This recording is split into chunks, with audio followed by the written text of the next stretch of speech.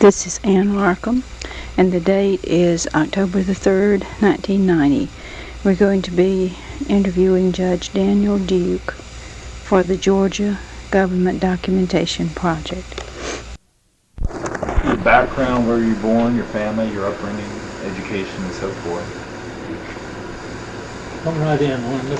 I'm sorry. Pull around a little bit there. Brought your current day report. You'd like to That's review? fine, thank you. Sorry, bothering you. I was born in Palmetto, Georgia in 1913, January the 7th. And reared actually in Fathom, which is about 6 miles north of Palmetto on Route 29. Finished high school there and went to college after that. Where did you go to college? Went to Oberford. And what kind of business was your father? He was a cotton merchant. He was, for a good while, he'd been a merchant, at warehouses and sold cotton, plastic and all that. And he worked with Major Cleaver out of Liverpool, England. He made the forecast for what the production would be in the South. I remember getting on the phone, calling Texas and all over the South to get estimates of what the fall crop would bring. You see, they based their cost on that a lot. And then he traveled about 3 months out of the year from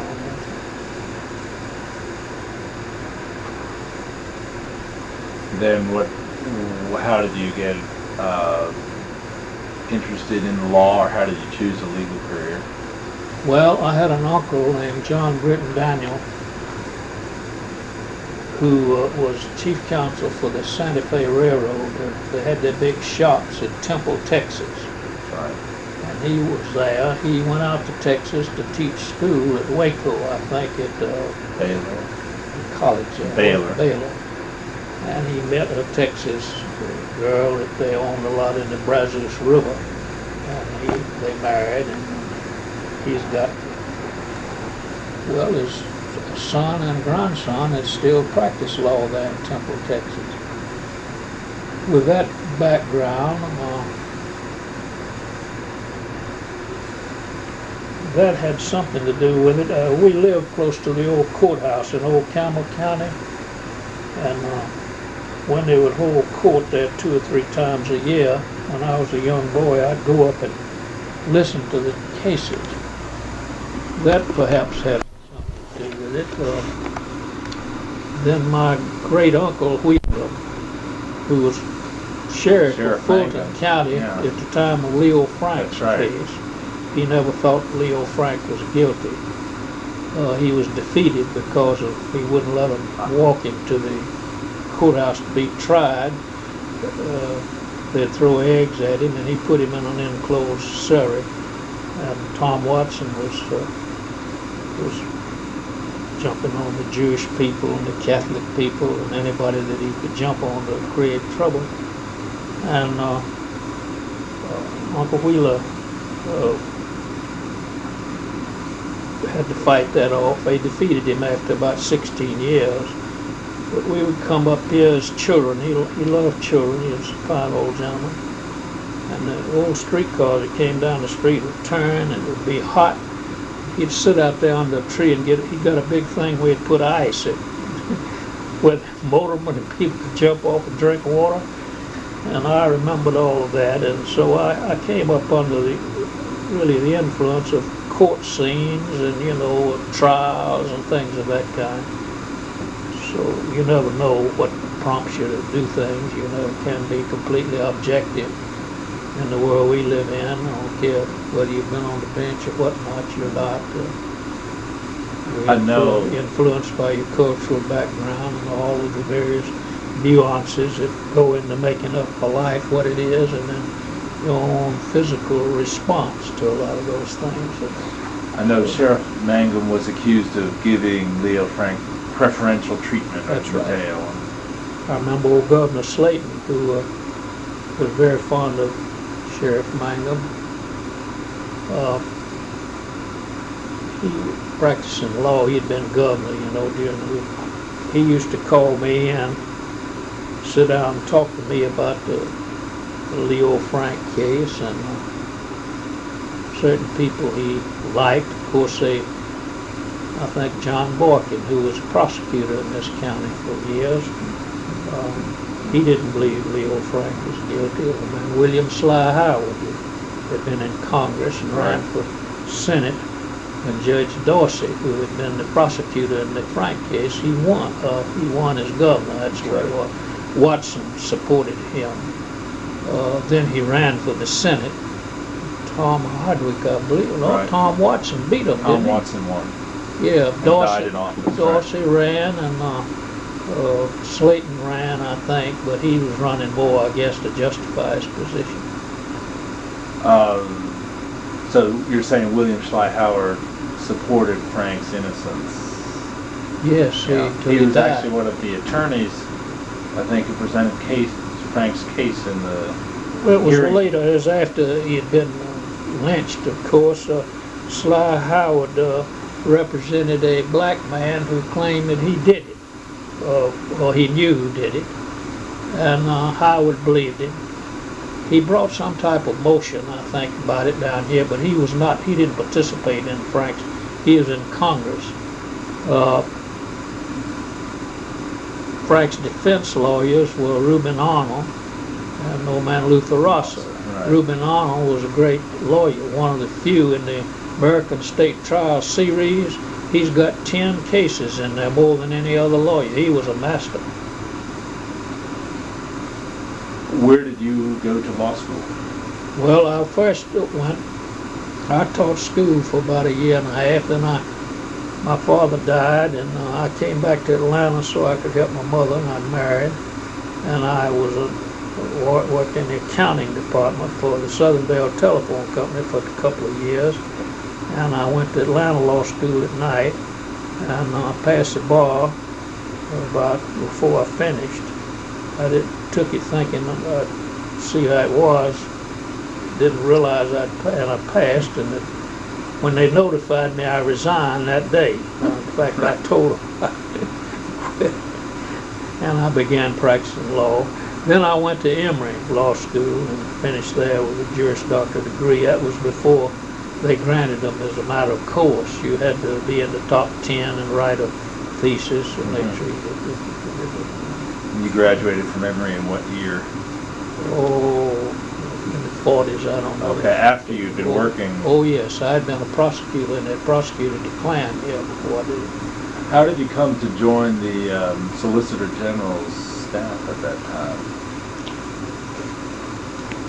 Well, one of my teachers at the Atlanta Law School was E. Andrews, who was later judge here and prosecutor.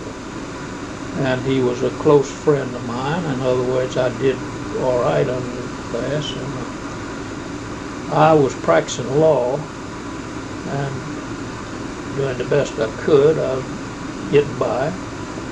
And Mr. Boykin, who was was a Solicitor General, but he'd be District Attorney today, but they changed the name of it. Was investigating or wanting to investigate some matters in the court. There'd been a lot of rumors about sweetheart deals in the highway department, and that Hiram Evans, the head of the Klan, was getting a rake off on things. So Mr. Boykin, Andrews told him that I could get into that because I knew a lot of people in the political establishment. I had helped M.D. Collins, who was a State school superintendent, and his wife and my mother went to college up here at Shorter College, and they roomed together. And they were close friends, and we lived, well, not then, we later lived next door to him.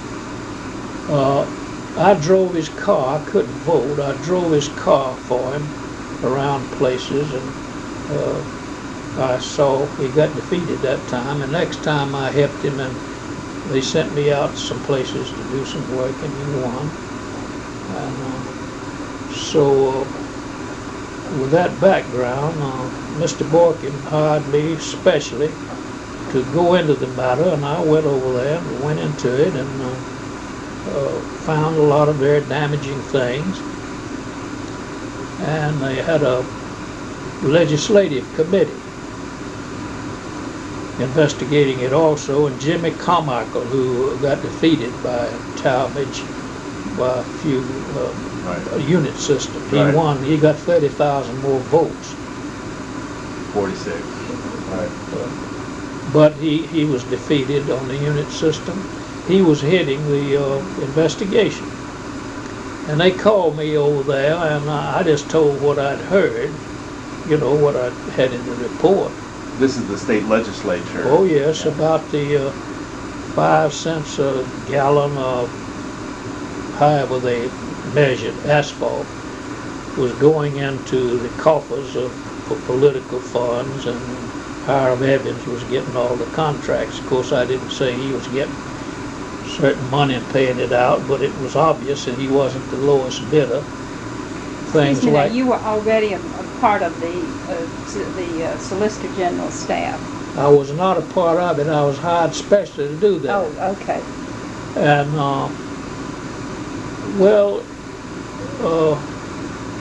it got in the papers, and they had me in there. And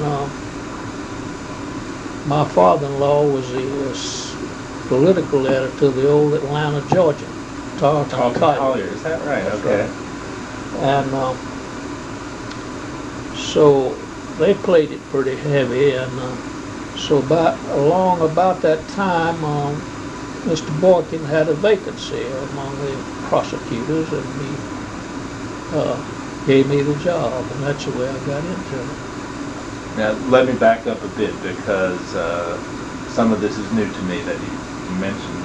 I'd be curious to know what exactly you did, you know, in terms of investigating and work during this special assignment concerning the asphalt case. Well, I interviewed certain people that knew what they were talking about, that I knew were on the inside. That is one of the advantages that Mr. Boykin giving me the place. They couldn't shoot me off out here in the left field somewhere. I knew who to talk to. They had a man named Frank Lawson, who was publisher and editor of the Statesman. It later became dominated by Talmadge, but at that time it was a statewide paper. And he knew I was into it, and he called me, and I met him that way. And he gave me some leads, and I followed them up. And the evidence I had about this was not conclusive by any means. It happened to be right, and I was confident that it was right. But it was much of my confidential report to Mr. Boykin didn't purport to be in such form that you could prosecute somebody for it. But when the legislative committee called me over there and said, "What about this?" I was under oath, and I had to answer, and so it was a lot of it was pure hearsay, but it was pretty good hearsay. Of course, they could immediately check back about the bids. Some of it wasn't even submitted to bids, and the cost where they could go in the open market and buy asphalt the same quality and grade cheaper than they were paying for the state. So I didn't have to back all of that up, but so that's the way I did it. I don't remember all the details now. I talked to a lot of people, and I don't have any of the documents to show what I reported. But what was the response of the governor's office or others in the highway board and so forth at that time? Well, of course they poo-pooed it and all. Of course, later he indicted Rivers, but not on that type thing. But I don't know that anything really ever happened except it broke up the public knowledge of it. Of course, did that. But I remember this. I got in the paper about Evans getting all this, because I remember my first experience with the Klan before I got on it was that My wife and I were at the old Henry Grady Hotel to some affair one night, and it had been in the paper that Evans was doing all this, and so then the word got out that the Ku Klux were going to march up and down the street, you know, with the masks on and all that. Mr. Collier was a little exercised about it because he figured it was done for show, so he called that and told me that he'd have somebody to pick me up, me and my wife, at the back, and not to get out there because Evans and the Klan. I didn't ever put any credence in that. I think it was pure showmanship. But anyway, we followed the instructions. That's the first, really, at that particular time, I knew it was such an organization, and I knew that people were being flogged in South Fulton County, but I hadn't been called on to do anything. The floggings then in South Fulton were pretty, people knew about them. Oh yes, people knew that they were flogging people, and they knew who was doing it. Yes, they knew it. Well, of course, the dam breaks upon the murder of Ike Gaston. That's when the thing got out, and Mr. Balkin, of course, called me in. I was the youngest man, and of course everybody said he put me on it because this is a propaganda, you know. We'd fail, and therefore Balkin, you know, by implicitly would be trying to protect him, but that wasn't true. Wasn't a word of truth in that. Oh, had he been a member? You know, they said that he had, but that's what is so, to me, somebody say, oh, he was a member of the Klan, and jump from that into a generalized statement. To me, that is very wrong. It's evil. They're just as guilty of Ku Kluxing, by God, as the Ku Klux themselves when they draw such conclusions, because nearly everybody in the courthouse had been a member of it. Balkin wasn't spiritually and intellectually, no, he was not, never had been a member. Now, he might have joined. I don't say he did. I don't say that he didn't. We never found any evidence. We grabbed all the records that he had, but he was not that type man at all. He didn't believe that way, like thousands of other people that belonged to the Klan at some time or other. Politically, they were like a lot of these groups now, these far-out groups. They want to damn you if you differ with them slightly. And so many people were swept in as members that didn't participate, didn't go to the meetings, might have gone to one or something. Like the chief police of Fulton County was old man Matheson Boulevard out there, Buckhead. He owned all that land. I remember when we were investigating the floggings, he came around in my office and said, I want to tell you something. He said, you're on the right track. He said, they put the pressure on me here one time, said I joined that organization. Said, about the second meeting I went to was some celebration they had. Said we were lined up around, they were burning the fiery cross or something. He said we had our hoods on. He said when we pulled our hoods off, the man on my right I had arrested for robbery or something.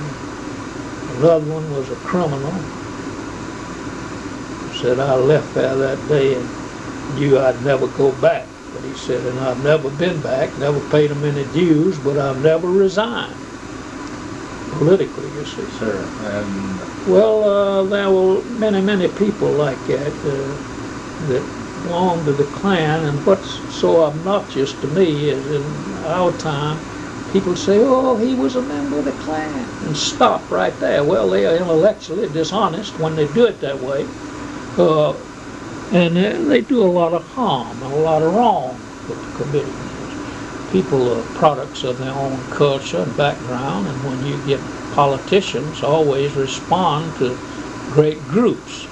sure. And that's what built them. But they had their people. I was one of the very few people in the courthouse that had not been a member at some time or other. We all knew that. Many of the members of the grand jury that indicted these people had been a member of the Klan, no doubt. And members of the jury, we did the best we could to find out and ask them, but you know that oath they take, hell, they'll subvert everything in its path. And so we couldn't rely on their answers. So we spent a lot of time in the jury, and we had a hard time getting convictions. Out of about 18 counts on the Henry Cawthorn case, we come up with 2. All of them were strong cases. We didn't present any unless we thought we had an airtight case. But we never could get over 1 or 2 convictions. I think there's a man named Walton from the Oakland City Klan that got 3. He served 3 years. Cawthorn got 2 years. He served about a year. And a fellow named Herb Itson, who was a deputy sheriff, he served. But we had to go through the Court of Appeals on them and all that. The late Harold Sheets told me once upon a time, about 12 or 13 years ago, right before he died, that that the defense had contacts with the clerk's office, and they would know, the identities of the That's right. jurors in advance. Of course, they could get that. All they had to do was a public record, Right, you sure. draw them. But they had them all over. The deputy sheriff who served the grand jury was one of the Cyclops out there at East Point. Scarborough. And pretty good old man. I don't think he ever participated in a flogging, but he justified it. He thought it was all right to take a man like, say, Bill Haynes, who drank a lot of liquor, laid up drunk, and didn't support his family. He thought it was all right to take him out here and flog him. You see, they flogged a good many white people, but they flogged even more black people, but we couldn't ever make them come in to cooperate. 3 or 4 is all they'd ever come in and give you any information. Afraid.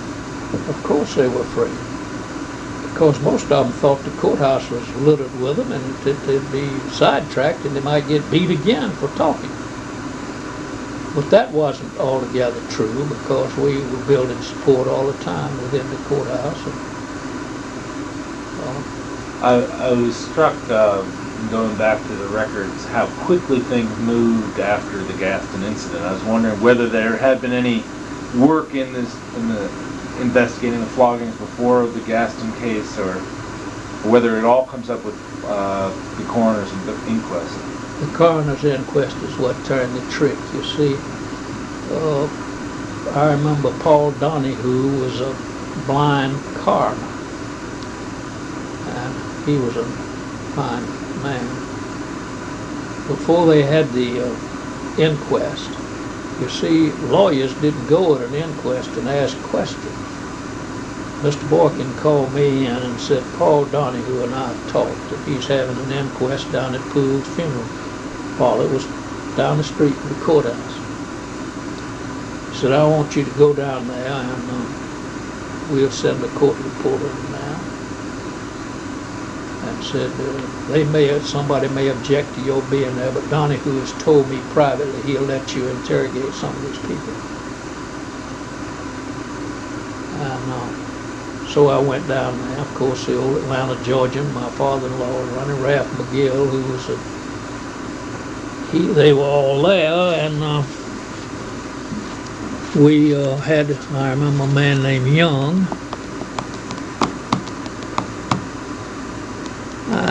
The fellow named Grady Kent, who was a preacher of the Church of God. 3 or 4 of the people that came in there who had been flogged. So it was Donahue who tracked them down and brought them in? No, the papers announced that there would be one there, and either John Boykin or I don't know who it was now, I don't claim credit for it, but it got out that they were invited to be there. It might have been There was. the police department. It could have been them. I don't have any memory, so Yeah. but anyway, the word came and the place was just overflowing with people. Down here at Pools. Yes, it was they had a chapel-like thing there, so I remember Young, because that was the case. Young was just a working man. He came in and he said he thought he knew some of the people who flogged him, and he named one or two people. And he said, I had that whip they found next to it. He said, that whip over there is the one that beat me, and said I could prove it because he said I've still got a place on him. So he pulled his pants down there. That cleat across the whip fit wound that had healed, I mean, it was there. Well, the papers got the picture of that, and that came out in the paper, showing Young. And when I came out, the papers, of course, asked me, and I was young, I didn't know how the public charged you when you made a statement with having to complete it 100%. You see, that's the way the public reacts. We talk about we the people. Well, that's a myth. But anyway, that's what so they asked me what I thought. I said, well, I think we've got enough to get 3 or 4 indictments now. Well, so it was all over the paper. Mr. Boykin called me in. He said, now listen, he said, you're going to have to learn. You can't let these damn reporters carry you out on a limb. Said, you have made this statement, and said, we're going to be charged if we don't produce. We're going to be charged with neglect or hiding something. Said, now I'm giving you this whole case. Now, by God, you get out there. Said, it's there if you work on it. So he said, go in and figure out what all you need now to get going. So I went in there and I told him I needed at least 2 officers of some kind, somebody who could take shorthand, could work at night. So they had a man who had been president of the Atlanta School Board, but he'd had a drinking problem, but he got off the school board, but he had quit drinking. And he had been a secretary in his life named Ernest Brewer. Yeah. Later was administrative officer for Bill Hartsfield. I'm partly responsible for him being in there. Anyway, so he gave me a fellow named John Carter, who was a Fulton County detective, Captain Jordan, who was a captain in the police department. Fulton County Police Yes. Department. And Ernest Brewer. And we'd work at night a lot of times. A lot of these people I wanted to talk to, and some of the suspects worked during the day, and so I've sat up a lot of nights, Ernest Brewer and I, working on these things. So we wore them out. We called in people from everywhere. Got in the paper again that we were taking information. 1 or 2 of them had come down. I remember a banker named Rainwater, fine gentleman, came in and he looked at me and said, I don't believe y'all are going to do anything about it. I said, well, all I can tell you is we're going to do the best we can.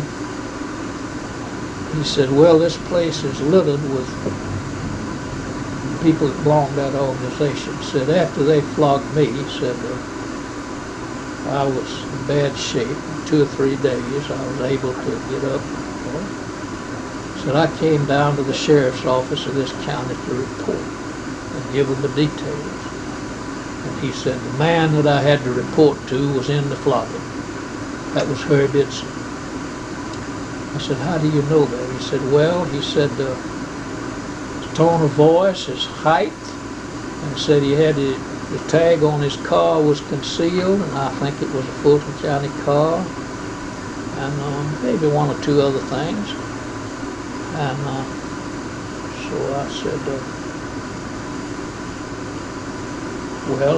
I said we're going to do the best we can. And Well, about that time we grabbed all the records. Now, a lot of things I did then they'd take you over to federal court and sue you for violating their civil rights if you did it.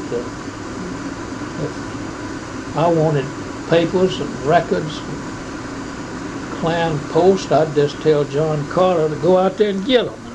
He'd go out there and walk in there and get them without a warrant or anything else. So you seized the records? I seized the records and I got certain minutes. It didn't disclose much, but enough to put it together with other things.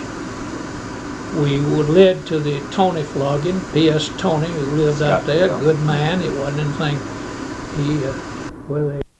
It had been reported to the Claiborne that he was a communist organizer. Well, he wasn't an organizer of anything. It resulted in a dispute, a church dispute, with a fellow named Guthrie. And Tony, they wanted to build a new church, and Guthrie, evidently he was and make money out of it. That's all. He was a pretty mild-mannered fellow. So what was he at all cooperative? I know he No, broke the charter and had this unmasking order too at some point. But yes, well, that was later. But Cole Scott, he didn't interfere with any investigation. He didn't cooperate, of course. What now when you, I mean, you were obviously aware that there were Klan members on the juries and so forth. How did you try to combat that sort of in terms of your strategies? Well, in one case I remember there was a man from out in that region named Parkman on one of the juries. He was a member of the Klan. We had the information there. We were sitting there picking the jury, but I also had information that I think it was Grady Kent or somebody that had been flogged was his close friend.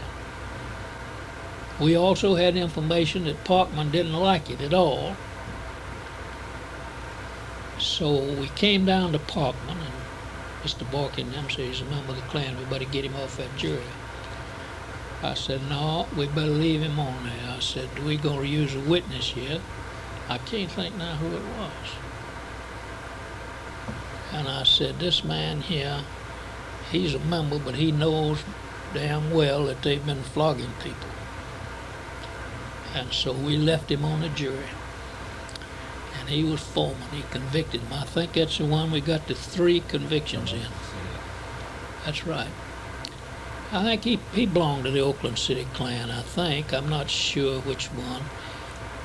But we used Parkman, and that I'll always remember his name, because I've often thought about it. If he had held that jury up, they would have really blamed me. They'd have said, look at that. But when you're young, you take chances. Are you saying Parkman or Parkman? Parkman, P-A-R-K-M-A-N, I think was the way it was. That's my best memory. You realized, of course, I'm sure, that this was a real career-breaking chance for you as a young...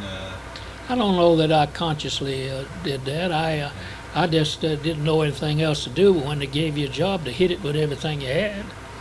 What about the personal threats or attacks on... Well, they made them and all, but and they issued me a weapon, you know, with ammunition. I put it on a mantle in my home and it rusted out. I never used it, never carried it. What was the episode with in the elevator with George Cameron? Yeah, that's another fellow that was involved with it. Cameron was down here. There was some kind of hearing they had, and he out at the elevator, he I don't exactly know what it was. They got a picture of it. Parham. Yeah. Judge Parham was the one that was really involved in that. They got me involved in it but Parham hit at him and all that. Cameron was from out there in East Point, and he was a bully. And Parham been already mayor of East Point by that time? oh yes, he was assistant DA. Right. And he was an amusing character. Now, he had been a member of the Klan there at East Point. He probably joined it when he ran for mayor out there. But he had been the recording judge out there. That's why we give him the name, Judge Parham. He's a one-armed fellow that fought in the Meuse-Argonne in the First World War, lost his arm, and came back and went to University of Georgia Law School. Parham knew the signs, you know, the way you'd get in. Well, of course, the Klan all knew that Parham was hepping. Parham would go out to their offices Whiteway when they'd have a meeting, you know. He's a very defiant fellow. He'd give the sign, you know, and they'd come pull that thing back, and he'd give them the word and say he demanded entrance, you know, and they'd shake their head. They'd go back in, hold a meeting, and they wouldn't let him in, and he'd just cuss them all out, you know, just raising Cain. And so you having a good time doing all this? oh yes, we had Parham enjoyed shocking people and defying them, and he was giving them hell out there. And we had an old fella that he's loudmouth. He used to sell the morning edition of the Constitution about 10, 11 o'clock out at 10th Street. Then that was a place. He'd get on the trolley and loudly shout about the morning's paper, sell it. I can't what we called him. He had a nickname, some comic name. He had a mouth, he just opened it this way, deep voice. So at that time you could make a call from a pay station with 5 cents, a nickel. I'd write down the telephone numbers, home numbers of a few of these Klansmen that had been in the flogging. That was before we got Bishop's statement. I'd hand this boy 50 cents of 10 nickels, and I'd say, about 11 o'clock, call this number. Don't tell them who you are, just tell them, by God, you were in the flogging of my brother, and I'm going to get you. You'll never get to the courthouse.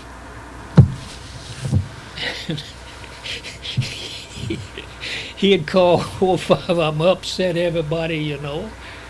And Parham was good at that. He's the best anonymous telephone caller I've ever seen. He'd pulled some of that out there. I remember when we had the hearing before Talmadge over there when they sought a pardon.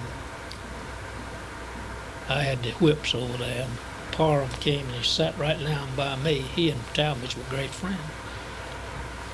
And he was seated there. They had a preacher named Weaver out there in the Christian church, nice fellow. And heck, we almost riddled his board of deacons or whatever you call it. We had them all indicted or something, see. Well, he was ministering to his flock, their wives and children, you know, calling on the preacher. So he went over to testify to the good character of 2 or 3 of these people. And we were seated there, and he got up before the governor, told the governor, you know, how he had members of his church and all. And Parham was seated right down there with it. I never will forget it. His collar was all turned up this way. He's kind of lumped over, you know.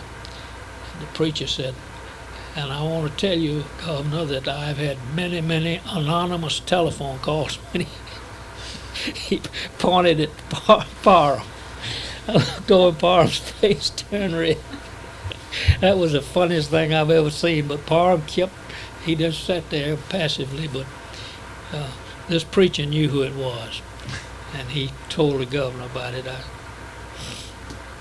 Well, wasn't there some attempted clemency hearing before Governor Rivers, before his term expired, and then it went before Talmadge later in the next year? But what was the story with the Rivers clemency? How did the clemency hearings come up, and how did it Well, see, Talmadge went in as governor. Yeah. Rivers was there, and he didn't hold a public hearing. He just said he'd take the matter up, and I went over there. And I remember when Rivers ran finally for governor again, some of my friends were helping him. And they were some of the Arnold people. Of course, I stayed with Arnold, Carmichael. However, I liked Ed Rivers. But they were afraid I was going to, they knew Ellis, we were working on them to get the national charter at that time, you That's see. the revocation of the charter, right? They thought that in order to kill off Rivers, that they were going to reveal his relationship with the Klan. Who was the they that was going to reveal? That we would. Okay, Of right, course, okay. I was. Right, okay, I got They you, thought I got that Ellis would tell me to bring forth that to The hurt Rivers him. connection, right, okay. Of course, nothing like that ever occurred. He never did reach it to me. But when we had the hearing over there, it was not a hearing, it was a private hearing. I had a picture of Rivers with his hood off, with others around him, where you could identify him. And I never brought that out in the public. But I said, now, Governor, I'd like for you to see this. He looked at it. I took it, put it back in the pocket. About 15 minutes later, he told him he wasn't going to pass on it. That's it. Now, whether that had anything to do with him, Where did he- he get that photograph?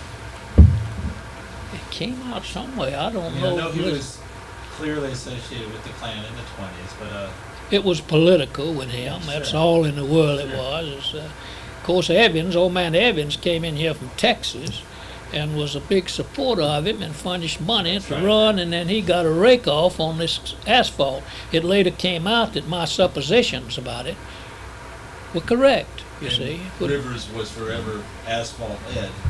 That's right. But that, you see, another thing, they paint all this as, that was common practice. They did all that. These people that sold things, they would underwrite a governor's race, and then they'd get their money back through selling stuff to the state. That was what went on. There's no doubt about that. Of course, they've cut out most of that now, but a lot of that went on in the Griffin. Because George Whitman Jr. was involved in that, and they were after him, and I was practicing law. He came to me, and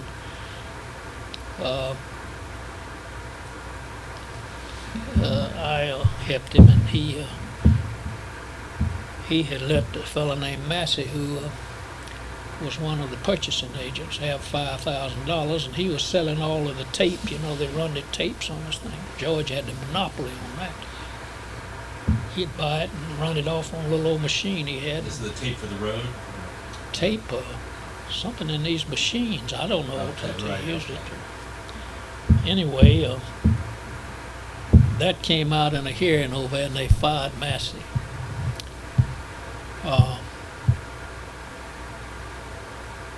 But back to the Clemency hearings in 1941 after Talmadge came in as governor, and they described those hearings for us and what went on. Well, He pardoned a good number of them. not as a result of that hearing. That's another thing. They've telescoped all that. They served time. Talmadge turned them down. He didn't pardon them. They had been in the penitentiary for some time, and they went over and asked for clemency. Bill Hartsfield, who was mayor, and John Borkin, who was what would be the district attorney, conferred. Bill Hartsfield said, listen, said, you send Duke over there and take those whips over there and shake them under the governor's nose. Well, of course, the picture is a little bit false. I was down here and he was up there where the lieutenant governor sits. The picture kind of put them closer together than they were. I was some distance away from them. People seated all around me there. Bill Hartsfield had a masterful sense of publicity. And I am confident, even though no one ever confirmed this, that the reason they were able to get that picture that they had was Bill Hartsfield told them before we got there, said, now they're going to have those whips there and display them. Because why else would they have been, one of them parked up there on a thing where it's elevated where you could get it, I noticed that when I walked in the chamber, but it had never occurred to me that they were there to get that picture. But when I saw it in Life magazine, I figured that that's what it was. They had them conveniently placed around the place, the papers did, And in the there. photograph turned out to be a composite. Then Yes. made up of several views and angles. Oh, yes.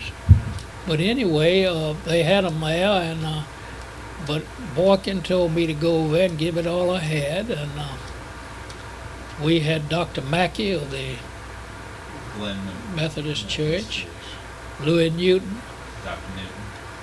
Newton, Nat Long, Decatur.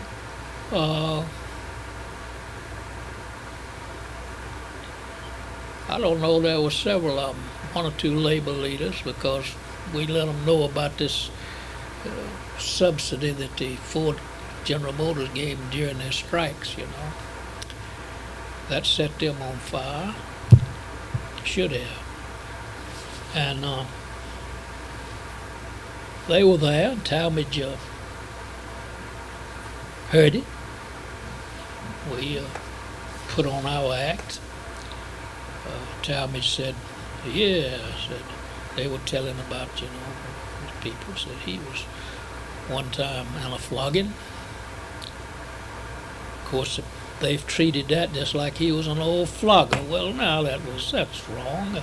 He just said when he was a young man, he'd gone to where somebody had been flogged. Well, they flogged people in the country town in Georgia all around. That's what they did in Scotland.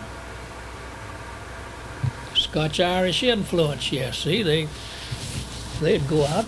People didn't do what they did. It was a homogeneous society there. So when they gave a fellow a whipping, they didn't have any prisons. They didn't fill the places full of people like we do for spitting on the street. Little minor violations. They'd just put them in the pillory or give them 20 licks. And that was in their culture. And that was a way of quick justice, I guess. And things get perverted, particularly in a society where you've got two races, one former slaves, you know. Well, Now, I'm... with Talmadge, he did not pardon them. And they never found, Talmadge was never a member of the Klan. He never joined it. He was not a joiner. He had his own crowd, but he didn't. I'm a bit confused about Hartsfield because didn't LaCroix defeat Hartsfield? He did, but not right at that time. Hartsfield was mayor at that time. Okay. LaCroix beat him after that, and then he went to the war, and Hartsfield came back. I noticed that Walter LaCroix was one of your co-assistant solicitors. Well, he handled the appeals. He was the appellate man in the solicitor's office. He was a brother of Roy. Good man. Then you go into the service at what point, in 42 or? I don't have all those records. I think it was. After the clemency hearings, which are... Oh, yes, late yes, 41. yes, that's right. And I after went all in October of 41. Okay. Discharged in February or March of 42. See, I had a walking stick there. Came out of a horseback throwing me out here at Chastain Park. I've had it for 50 years. It's getting worse.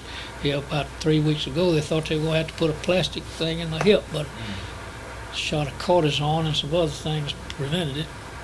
So you came back out in 42, so 5 or 6 months then. That's right. Had all of the cases been carried to? Yes, the appellate thing, they'd gone into penitentiary because we had the hearings. Right. I might not have gone in until the fall of 42 and got out in 43. Yeah. That's probably. I think that's what it was because the appeals process had been completed. Clemency hearings were in late 41, and Well, late 41 is when they had Rivers. They had never gone. They were still in appeal when they went over the head. in late 40, I guess. No, 41. It couldn't have been 40, I don't think. Well, I thought Talmadge was elected in 40, came in 41, and then lost to Ellis in 42. Oh, he didn't lose to Ellis in 42, did he? Yes. It's yes. over the cocking affair. 2 years did he It serve was 2 on? years at that time, and then Ellis was the Ellis. first to serve 4. That's right, that's right. Um, Well, you may be right. I don't, I yeah, didn't. just kinda, but you come back from the service, and Then became Assistant Attorney General. right under Eugene Gene Cook. Cook, that's right. And it was during that time, I gather, or a little bit toward the end of Ellis's term in 45, 46, that the quo warranto. Yes, what they did, you see, you can't maintain a quo warranto to oust the charter except by the governor of the state requesting the Attorney General. There's no such procedure outside of that. And at that time, the Congress of Industrial Organization and all that had come on, being John L. Lewis and all that crowd, of course. And they had a fellow named Frank McAllister, who later became a professor at Roosevelt University in Chicago. It was a new school or something. Right. Frank was the southeastern. He and Lucy Mason, she was. Lucy Randolph Mason, sure. They were kind of the coordinators of public relations and things for the CIO. And Frank was, of course, an honor man, and so was Lucy Mason. All those people were. Sure. Van Bittner was here, I remember. Sure. Operation Dixie. I had represented them, see, in some labor disputes. Okay. So I had a contact there. Frank got with Ellis and said they ought to do something about the Klan. And Ellis sent around an inquiry about how it would be proceed. And me and Cleveland Gregory, whose daddy was an Atlanta Journal reporter, Cleve was practiced law with Ellis, fine Sure. young man, very smart. We did a research job and wrote an opinion about the way to proceed. To get their charter revoked was to bring a writ of quo warranto, making them show cause why it shouldn't be revoked, that could be used. If we could find that they had violated the law and used the entity as a means of violating the law. And Gene Cook designated me to do it largely because of my background in this thing. And they gave me 2 state patrolmen, and we did investigations. It didn't turn up much.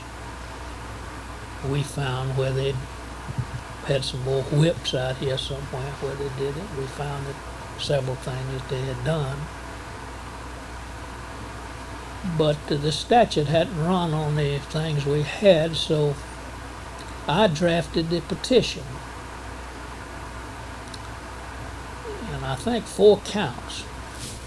One of them was that the Klan had used its charter to violate the civil rights, I didn't call it that, of numbers of people, and had done it repeatedly, and at its headquarters, and that the ritual of the Klan and all that was involved in it. And then we alleged specific violations. I went up to New Jersey, where the Attorney General had all this stuff about where the Klan had joined forces up there with this fellow Klaproth of the German-American Bund. Goldstein, who was Attorney General of New York, he had certain information they gave me.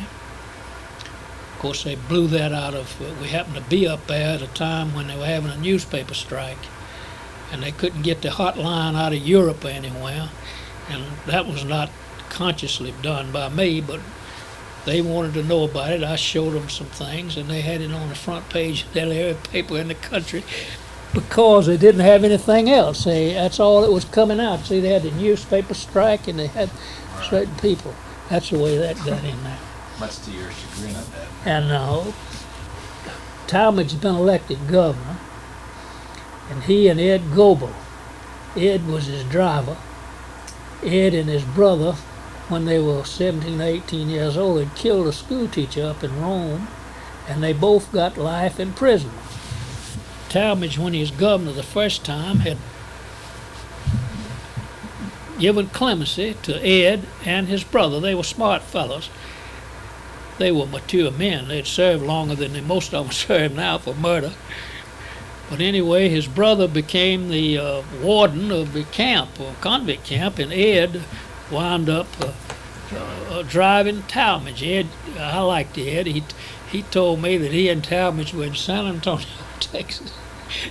Talmadge picked up a paper the next morning and saw this thing on there with me holding something about the Klan and all written up there.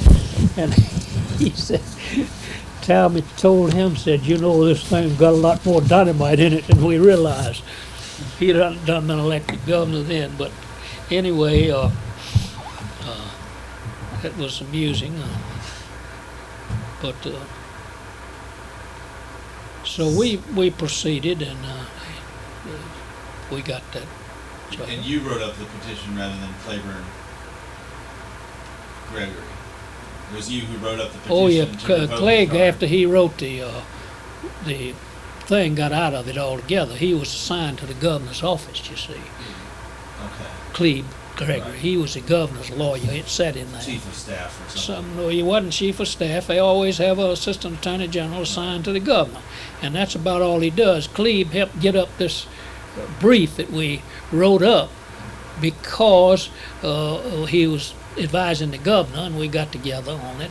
But he had nothing to do with I'm it. curious because, of course, this is the Rotten Boroughs law, isn't it? It goes back well. That's back right. to the That's right. Middle Ages. What precedents had there been? It'd been one in the 133rd Georgia where it had been done.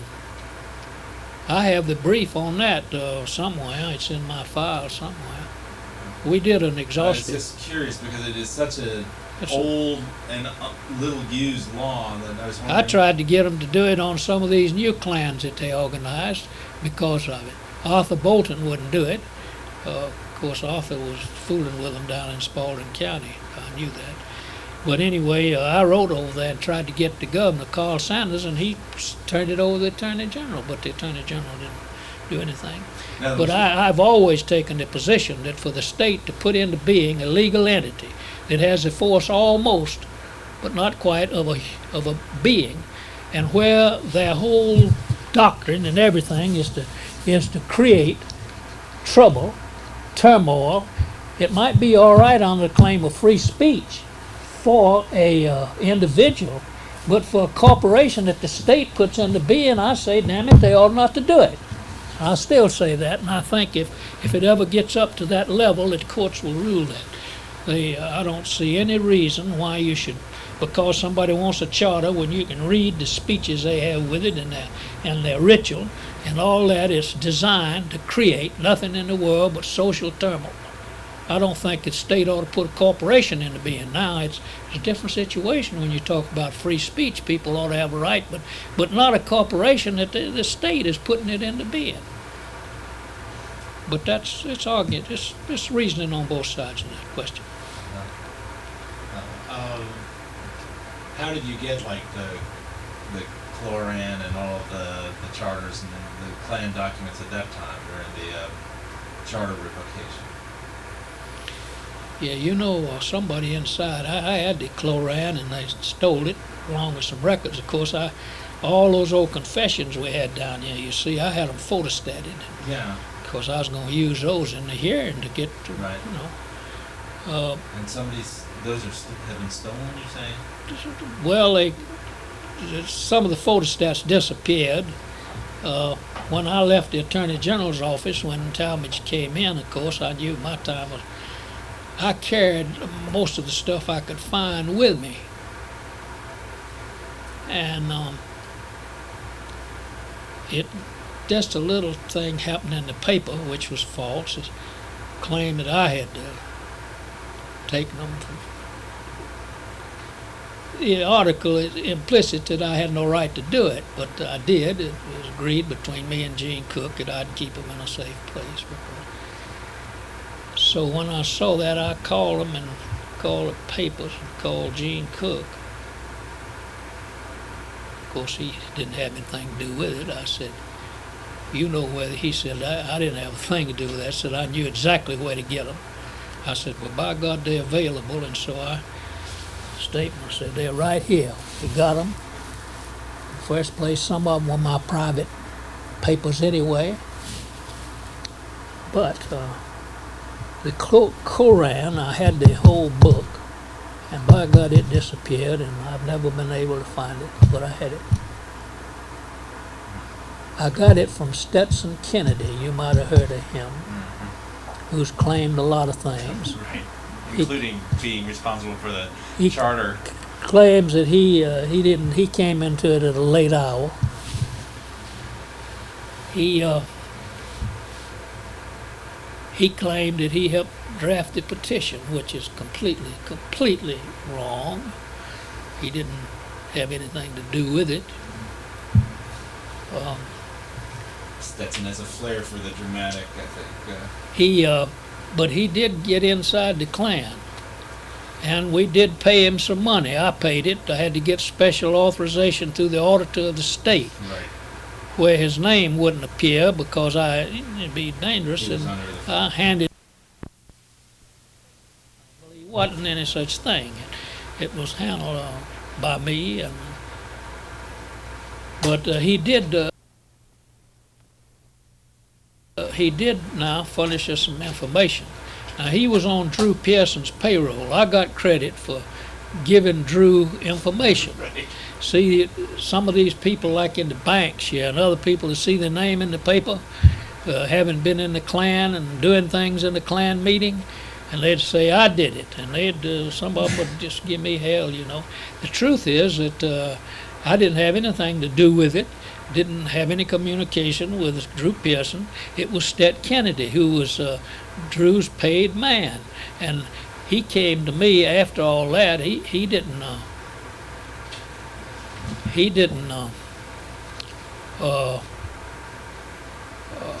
work for the state, and he had nothing to do with drafting the petition. He didn't get Ellis Arnold to do any such thing. Frank McAllister had more to do with planting the seed in Ellis Arnold's mind than any other person. That's interesting. I know that. Now, I was confused as to whether this was still the clan of Colescott, or was it Samuel Green, the Associated Georgia clans? Or? Well, Samuel Green at that time was. Colescott had a broad umbrella, and Green was under it, but he was kind of a independent agent, you see. He was operating his own plan. Colescott, of course, got out of the deal, and a lot of the clans just failed to function. That's where we broke the back of the Klan. It wasn't getting that charter that did The that. charter. We killed them, practically killed them in those prosecutions. They still had a corporate entity. We dissolved that, where they had to sprout many little clans bloomed up after that. But the Klan had been beat down. People had become more sophisticated than that.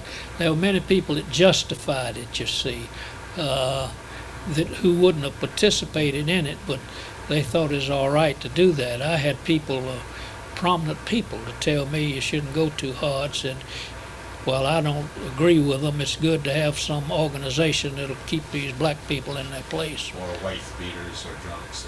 Well, they didn't attempt to justify or condemn that.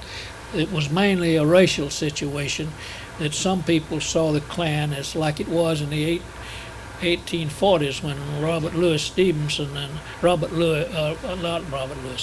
Alexander Stevens and Lincoln, you know. I don't know whether you read the letters between them when Stevens was in Congress, and he came back down here and went down to Greensboro, where they didn't want them to teach the black people to read and write and all that, you see.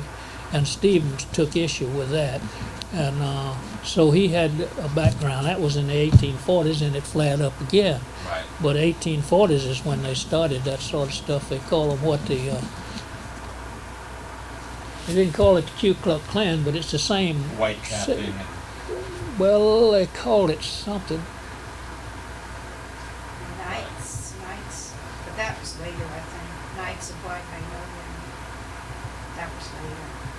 Anyway, Well, in 1840 something, you can read the history of the letters that they published between Lincoln, who was in the Congress, and Alex Stevens. and Alex Stevens, and they exchanged letters about it and all. Oh, the Know Nothings stuff. No, but it was something like that. It was Yeah. a group that wanted to prevent. See, Alex Stevens and his half-brother had taught their slaves how to read and write and all that. And he was committed to the fact that these people had to be taught to read and write. And there was a group in Georgia wanting to do that, you see. And they formed these committees around down in Crawford County and Greene County. Right. And they would organize them, and they'd beat people and tar and feather them. The same old thing that they did after they got the, Charivari or yeah, right. I don't know, it was a name, I don't, I haven't, it's Yeah. been many years since I read the books on that. Anyway, so you're saying that the flogging trials and the publicity in newspapers and the trials themselves, the convictions, actually broke the back. Yeah, Ralph McGill, if you read his editorials, at that time, he poured it on heavy. He opened it up where people who were not sensitive to what they were doing, see, good people. It looks But like they- you reading the papers. It just appears that you were cooperating very closely with the press, and the press. Well, cooperated. I'll tell you what it was. Of course, Mr. Boykin was fearful of the press, like a lot of people. He's running for office that fall. But I saw that that the only way to ever get in on top of this thing would be to give it wide publicity. If you just told what really happened. So Ralph McGill would call me. Of course, strictly I was not supposed to tell it. And he'd say, so and so and so and so, and I'd give him leads, and the next day it'd be all over the paper and an editorial. Mr. Boykin had just raised hell and kind of accused me of getting it, and I deny it. And when we got to confessions, Ralph called me and, how y'all coming? I said, well, we got them where we want them. It's confidential now. You can't reveal it because I'm under strict orders not to tell you anything. You know it. Yeah, I said, I've got 3 confessions. And I said, it details in great detail. Well, Ralph, they had a headline that we had confessions and that we had all of this stuff, you know. Well, what if you were a Klansman and y'all had been in floggings and you and your family sitting around the table in the morning and read this editorial that he poured it on, this headline, you would figure that somebody was fixing to let you go. Well, we had several of them wanting to come in and get immunity from prosecution, but we closed that out.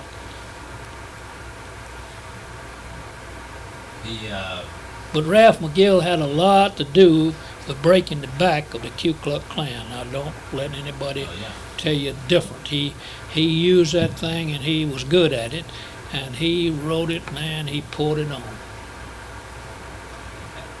And your father-in-law too, Carlton. Well, the Georgian at that time, they were changing. He later, of course, became an associate editor and political editor of the Courier Journal in Louisville. Right. But he was hitting it pretty hard up until the time the Georgian went over. But Ralph McGill is a fellow that followed through and stayed with it. And he had published it. They called him down for the grand jury. Wanted to know who gave him that information. He never told. I gave it to him, Ralph McGill. He was all right. I liked Ralph McGill. He did a lot of good, and he helped break that thing open, and he helped his editorials and the newspaper stuff has helped get these confessions too. So you're saying that rather than the charter revocation was really... Well, the charter revocation did this, and I don't want to detract. They've tended to say that that was the great thing, it broke their back. Well, people's minds were changing. People that even were justified in one time saw the evil of having a private organization that go out here without any trial, no due process at all, and vote and condemn somebody. People's minds had got away from that. We were growing as a society, and these prosecutions time after time, people getting up telling about the preacher preaching too loud. This man over a church thing, see, sending a man to tell a falsehood. Just numerous things like that. So, but the charter thing did this. They had the national charter. Cole Scott was the head of it, and nobody was in competition with him, unless you could say as Green. But he was not competing with them. He was still maintaining an alliance, but he ran it much as he wanted to. His Clavin, I don't know what you call it. He was a grand dragon of a certain district, you see. But when we took the charter, then nobody had a charter. That means David Duke's crowd, No relation. no relation, over in Alabama, but he came on later, of course. Shelton and some crowd in Louisiana, around Bogalusa, that's where they flogged people. Crowd in North Carolina. They had 8 or 10 of them. Jimmy Venable's crowd started out here. Calvin Craig, that's right. And some of these fellows are nothing more than just pure demagogues, opportunists. Calvin Craig is just an opportunist. He didn't amount to anything except through his relationship with them, see? So he decentralized and splintered. Decentralized and splintered it where they could compete with each other, and some of them would get wilder than others. Some would let's take a mild stance and have a social, like the what was it, the Woodman of the World, Junior Order. They used to have a lot of those things, and others would want to say, no, we got to whip these people and do that and the other. Y'all tried to do the same thing with the Homer Loomis and the Columbians, right? We did. We took their charter. They were strictly, I imported a little girl from New York who got in and took all their papers and brought them to me, and I was Assistant Attorney General. Now, the Columbians are comparatively little known. Well, they had a flop house out here where they had these young boys who were unemployed, many of them, and they had 15 or 20 of them. They lived in kind of a barracks-like thing, and they had the city, Homer Loomis, a fellow named Emory Burke. But they had the city of Atlanta marked out, and they had these districts, where they were going to do this, and they were a young Nazi organization. That's what it was, and they began collecting dynamite and doing things, and They were dynamiting when black people moved to white neighborhoods, is that? well, that is part of it, but they were patrolling, and going to. Of course, we got right in on that, and got 1 or 2 of them, left them. All you had to do was to buy them lunch or something. But we have a lot of those kind of people today. The Klan today is appealing to the same type of people that the Colombians did after the Klan went down here, and I can support that. I live in one section of the law section there where there are a lot of workers around there, and I've interrogated some of these boys lately because they'd come to my house wanting to do some work where they were thrown out of work. And one of them told me that a young boy who went through high school did pretty well. I tried to get his father and mother to send him to school, but they wouldn't do it. He came by there. He had one of his friends. This has been 4 or 5 months ago, and I hadn't seen him in 3 or 4 years. And I was there, and he knocked on the door and said that he used to help me fix fences and stuff like that. And I asked him how he's getting along. He said, I thought you might have seen me on television. Now listen to this. I said, no, what do you mean? Well, he said, I was on television. Proud of it, What? What do you mean? Well, he said, I was up at Cummins with the Klan when they had that thing up there. I said, oh, you were, yeah. I said, where do you belong? He said, back down there. I said, how many of your friends belong? Well, a good many of us. I said, oh, that's a fine organization. I said, yeah, is that right? His buddy with him. I said, you belong too? Oh, yes. And so I asked him about it and found out that he'd been going over around Athens somewhere to meetings. And so I went a little deeper than that. I said, now, let me ask you, whatever got you in this organization? Well, I had a friend that worked down here in some factory somewhere and said he belonged. And said I went to it and said, so you could see what was happening. This boy had no social outlet at all. Used to be the church when they had these country churches that supplied this. But that's gone out now with a lot of these people. So he and his buddies would go to this Klan thing, and the other group was just about like he was, except for some fellows up top. He felt at home. He felt that there was companionship there, and it was a social thing, and we're neglecting that. But that's going on. It's going on right now. They've got more people involved in it than we'd think. And now I don't know that they're out here flogging people. But it's sort of like Bishop. Yes, that's exactly. They had that group. They had about 3 types of people, as I've tried to analyze this, that you found that belonged to the Klan. One was a group of people who were leaders that used it for political purposes, that didn't give a darn about all this stuff. You had the hardline inside group who believed that they ought to flog their neighbors to correct their ways, and they would stretch over into the evil of false reports being made to them. Then you had the younger crop of fellas that were seeking excitement, companionship, and they went along with it. Those were the 3 types of people. Now, you had many more people outside the Klan than inside that believed in trying to suppress the aspirations of the rising racial people in this country who wanted educations and some opportunity, and who they were resisting this total integration of rights. I'd like to say, not the.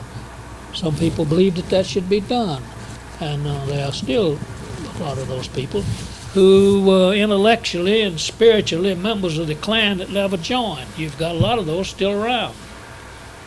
I think that was the most telling statement that Harold Sheets had to make in the book that, where you were taping, you were including Sympathizers. the sympathizers. Herbert Jenkins. Of course, he knew that. It's Herbert Jenkins who says the greatest strength is in sympathizers. Well, that Herbert Jenkins was right about that. But Sheets belonged at East Point. He was a city attorney and was a county attorney, and his political base, he had run for the legislature once or twice, got defeated. He lost to Hartsfield once, I think, or he ran against Might have been Hartsfield was in the legislature first. That's where he got his political base. Anyway, Sheets, he went a little further than a lot of people would in defending those boys, but of course he had been reared with some of them, and he had been associated with them. He knew them, you see, and he was sympathetic to them. Do you have any idea why South Fulton County and East Point in particular was such a sort of a hotbed? Well, it wasn't such a hotbed if you think about it in these terms. They had out here at Riverside, at Bolton, they had a big clavin out there. Oakland City, they had one. Scottsdale, they had one. Lithonia, they had one. Oakland City and East Point joined together. See, East Point drew them in from down where I was reared and where I had my farms and all, and drew them in from there. Well, they had a lot of people that worked and had to compete with blacks and all, and as I say, other than that, I can't explain that. I don't know whether it was on the fringes. It was prevalent on the fringes as they were down there, I think. The inner city of Atlanta, going north toward Buckhead, of course, those people didn't fool with that. Do you know how the wrecking crew actually started up? I mean, how so the concept of the wrecking crew in the late 30s began to develop? No, I don't. I wanted to touch on a few other things. How close were you to the Three Governors affair, 1946, 47, Ellis Arnold, Emmy Thompson, Herman Talmadge? Were you with Ellis in some of the? Yes, I was for Ellis Arnold. I mean, were you physically around? Yes, I was there the night that they took the doors down. Roy Harris's crowd. I was had been to some affair. I had an engagement out at Emory. Ms. Fellows, who was the governor's secretary, called me and said they expect they might have some trouble here tonight, and said the governor's insisting on staying right in his office. Said, we're calling a few of his friends, said we wish you'd be there. So I came in the left side of the Capitol up the steps and got inside. Of course, that mob was out there. They recognized me. One fellow, they were throwing liquor bottles against the wall. Said, Dan Duke, a son of a bitch. I went on in the governor's office, the outer office. He was back there. And I was standing right there. You know what they did? They had cut a tree down, about that big, and they had 8 or 10 men holding that tree so they could knock the doors of the governor's office down. They didn't have to use it. Someone knew the latches on it. They just lifted them out and came on in. I was standing there when that happened, and I stayed around there. You were on the outside. You were inside. I was inside of the main, but the governor's office then was back in the back, off to the side, outside where they sit if you go over there to see the governor. Now you're to the right where our offices used to be there, the Attorney General's office. And the governor's office was in the back there. Yes, I was right there. I saw him come in. I saw Roy Harris come in, and they demanded that the governor, who was a fellow from Eastman, Georgia, that said... Jimmy Dykes? Or Benton Odom? No, Jimmy Dykes. Jimmy Dykes. Benton Odom was over in the highway department. He went on. Jimmy Dykes was the one that used to get out there and confer. Ellis had his office outside. I didn't see that, of course. What role did Roy Harris play once the group had actually penetrated into the office? Well, I don't know that he did anything except to demand that Ellis vacate the office, and Ellis told him that he was the rightful governor and that he wouldn't do it. I heard a story, maybe apocryphal, I don't know, of someone in Arnold's party actually leaving by way of the window. They told that was, of course, false. Somebody said that I jumped out of a window, but that's not true. That didn't happen. My God, that would have been a back-breaking, bone-breaking deal if you see where it was. Nothing like that happened. Okay. How did that rumor? Well, I think it was more. It started as a joke, you see. I think I know where it started. One of my friends from the courthouse, yeah, that was a big tale. There's not any truth in that, of course. I wanted to clear up that. There's nothing like that happened. Were you, as assistant attorney general, involved in at all in the famous freight rate case that Governor Arnold argued up to the Supreme Court?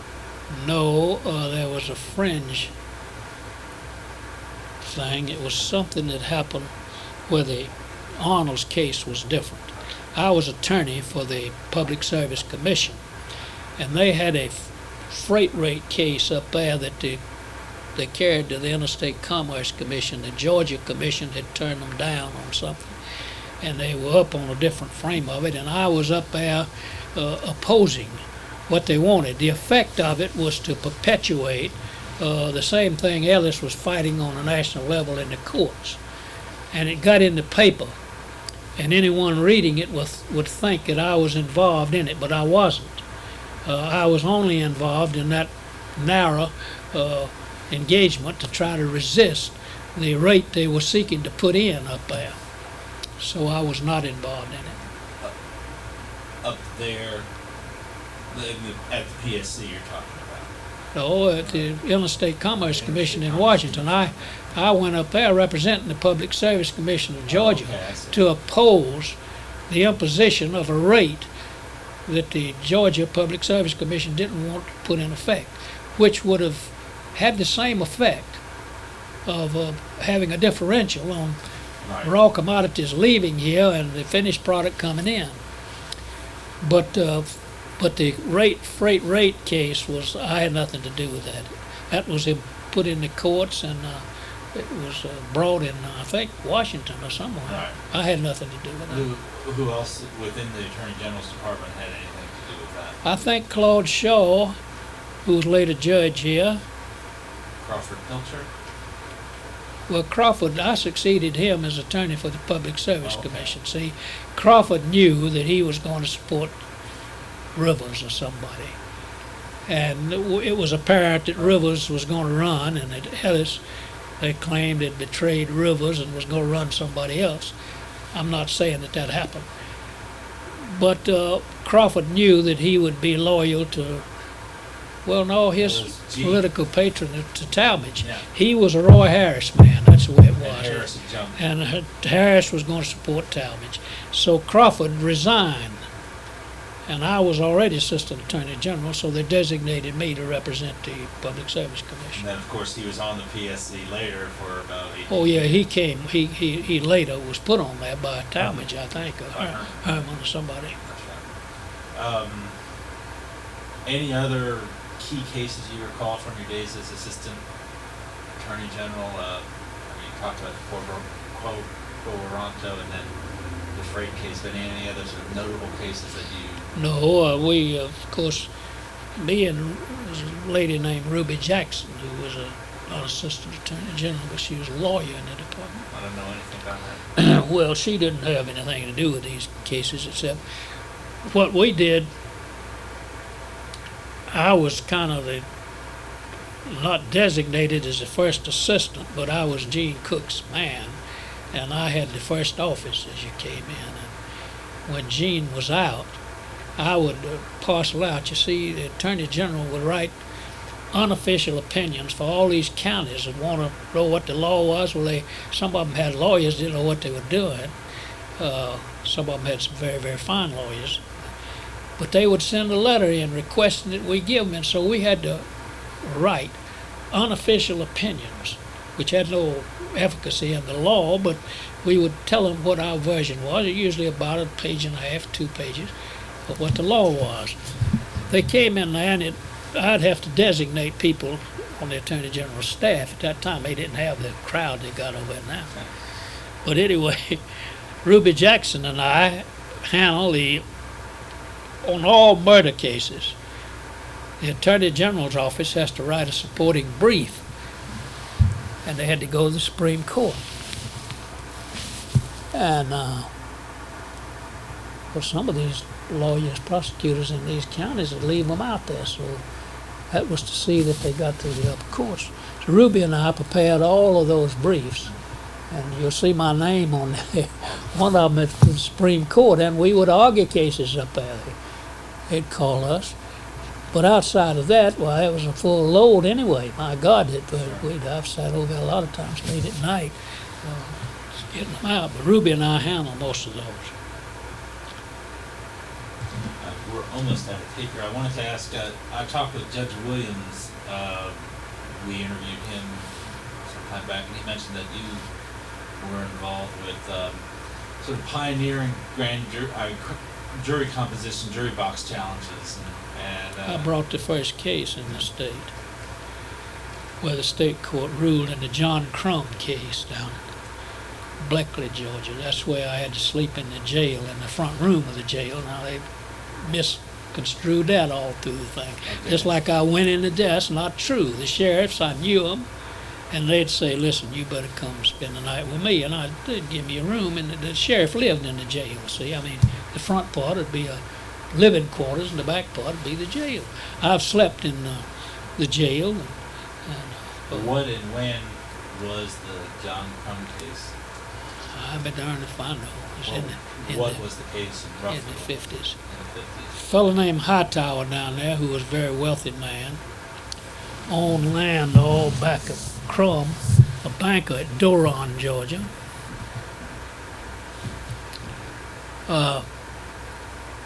Had loaned John Crum, who was a black man who had pride and had intelligence and was a good farmer. He had worked for this banker, and the banker loaned him money to buy 50 acres. Crum had built a fence all around it and had a little home up there, young family. And it had been a lot of rains and a lot of water in Hightower. Had his peanut field being gathered where they had these big trucks coming through there. And they couldn't get out, and they came to Crum and said, I want to go through your property here to get to the road. And Crum said, no, you wouldn't let him do it. So Hightower, just being a white man, he just knocked the fence down, went through it. Crum came out of his house with a shotgun. There were some shots fired, but wasn't any intention to hit anybody. But anyway, he went on through, and they ran the trucks through there, and they plowed up the earth and knocked his fences down. Well, of course, for a black man to shoot a gun threatening mine at a white man was terrible now. So they indicted John Crum.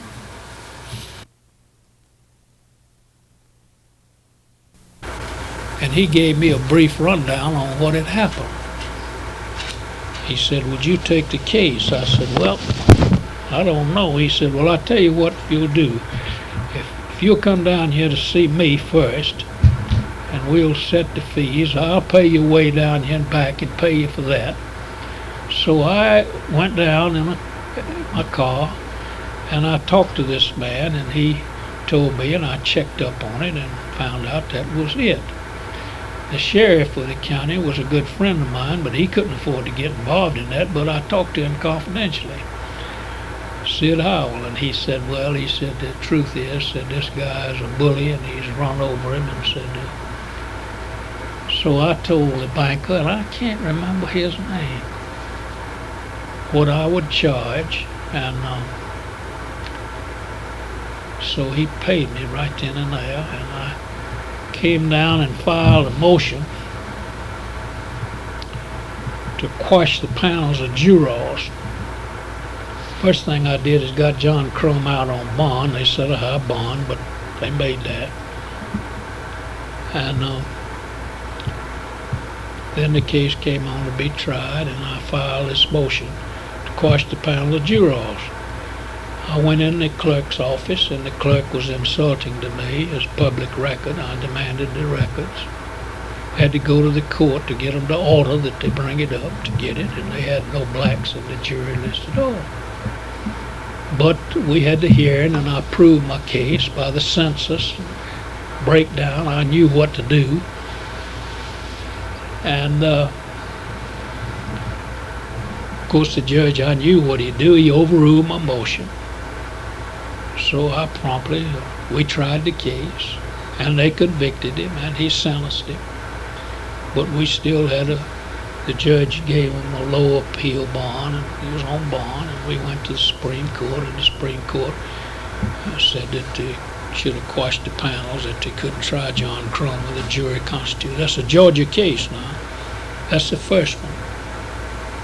Well, that practically ended the deal in Georgia when the Supreme Court, they were willing to take the chance on someone not going all the way to the U.S. Supreme Court, but when the Georgia Supreme Court ruled in a full bench decision, I think it's in the 191st Georgia, I'm not sure, but anyway, it's Crum versus the state, and they ruled that, and of course they never tried Crum again, but Crum, the blacks, I got in touch with them in Atlanta, and they got him a job in Pittsburgh in one of the mills up there, and he moved his family up there. Hightower was a drunk.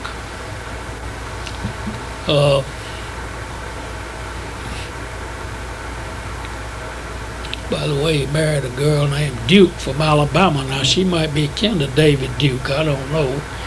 He was a drunk, and she turned out to be too. He had a family. He's a millionaire.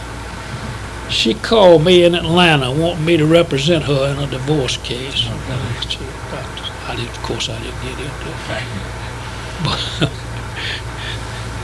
I remember when I talked to the jury in that case, had Crumb and his wife and two little children seated with me there. And I told the jury that I said, regardless of what you do, this man's two children here can someday read it, that their father stood up. But I said, the children of Hightower, and I pointed at him, will hang their heads in shame. When I said that, his wife ran out of the courtroom and cried. Things were tense down there. Old Dr. Wall, who later got in trouble over drugs, had a hospital there. One night I spent in the front room at the jail, Sid Howell, at his home. The next night I spent it in the hospital. In other words, a vacant room, man. Right. They didn't want anything to happen. I don't think anything would have happened to me. Don't misunderstand me. But things were pretty rough, you know, and some of these people with the build-up of public sentiment like they do, it reminds me of what they say that Saddam Hussein, or whatever they call him, that he doesn't know what's going on. Well, a lot of people in these little towns would get sealed off from the reality. Justify anything. So that's the way it was, and that's the reason we took those precautions. And this got a fair amount of play, you're saying, in the Atlanta papers? Oh yes, the first time and the only time. I guess they haven't had it before. They might have. I don't think for a long time. That was a full bench decision. Can't think of any previous one in Georgia. They hadn't had it in Georgia. They had Scottsboro case used that defense. Well, I had used it too in the Reese case and all. I had used it in the federal, went straight up, you know. What was Reese? Well, Amos Reese over in Cobb County, they convicted him 3 different times. I set it aside. He was accused of rape. He was in the penitentiary and got off the serving for robbery, and they made a trustee of him. He went in some lady's house ostensibly he was guilty, but they electrocuted him after. But I went up. I went to the court 3 times on this case. Go through federal court. I took a certiorari from the state court. See, they had 5 or 6 people on the list in Cobb County, but he had been tried and convicted and given the electric chair, and they hired me to take the appeal, which I did, and I went straight to took a writ of habeas corpus, contention that he had been convicted by a jury from which there had been a conscious effort, and I stated that the 5 whites that they had on the jury, one of them was an invalid, the other one was deaf. In other words, I showed that it was a ruse to try to get around the law. And 5 blacks that they had on the jury. 5 blacks that they had in the panels. Well, one had had a stroke. There was something wrong with all of them. Be excluded, right? And so, of course, the federal court, and they sent down the FBI to investigate it. And I remember the judge was Judge Manning. He met me on the street afterwards. That was before the that was after the Supreme Court had reversed the case.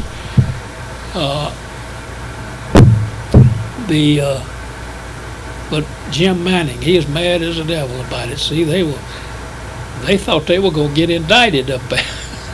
They never did that, but they had just put some blacks in the panels that they knew couldn't serve, see. Of course, the Supreme Court disposed of that pretty quick. I never will forget Justice Warren was on the court, Frankfurter, and I argued the case up there. So I'd had one or two of those cases where they'd gone up from Georgia, and but nothing like the state Supreme Court throwing them out. That's what did it. And so afterwards, people in Atlanta began to develop these kinds of strategies. Well, they started increasing the number. See, most of the counties had gone to a token situation, even in this county. They increased the percentage. This county had a larger percentage, but they increased it, see. But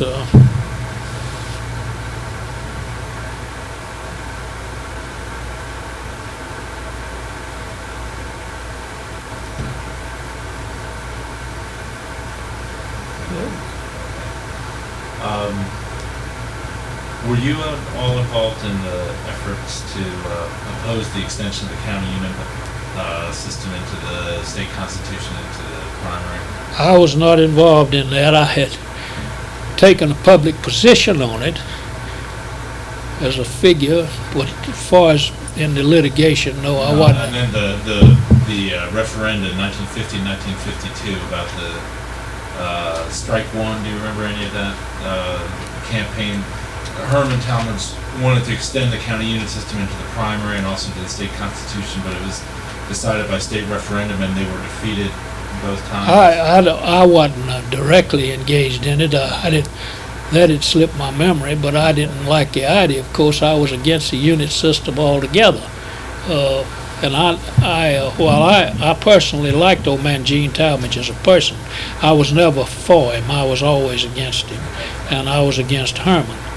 I saw a lot of them change positions, and in his later years, I was not opposed to him, but I was never an ally of the Talmadge crowd. I belonged to the Arnold wing of the old Rivers Arnold crowd. They got split up over the Carmichael race and all, but I stayed with the Arnold's crowd.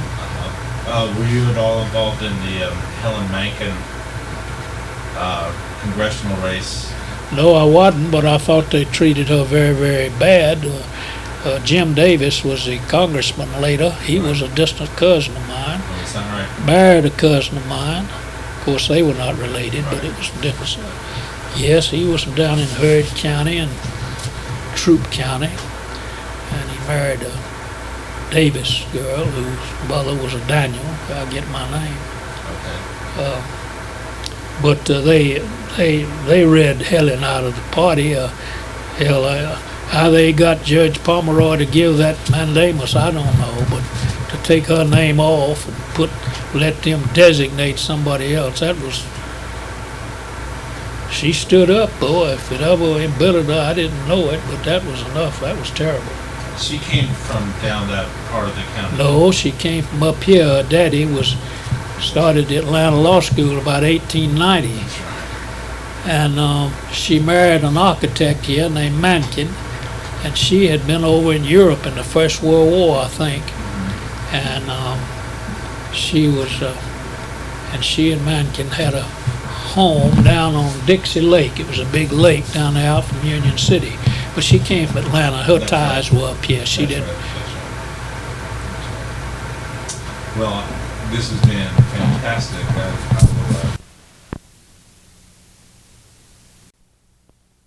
And make money out of it. That's all. He was a pretty high-mounted fellow. So what was